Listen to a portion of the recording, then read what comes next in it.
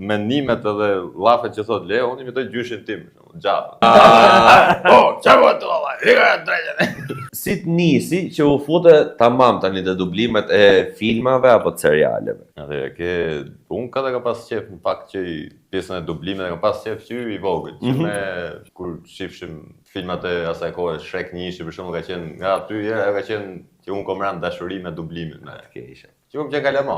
Edhe u takum rastësisht se punum në Teç Medina kena punu dhe me Arsenin.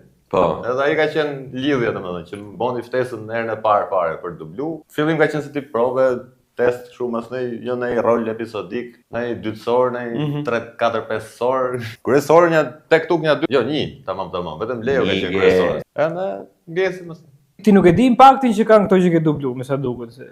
Jo, tash. Po flasim pas po merren në vesh, po kuptohen ato këto komente, gjona ti shohim, nuk mos të na kot që ja pas si kom pa.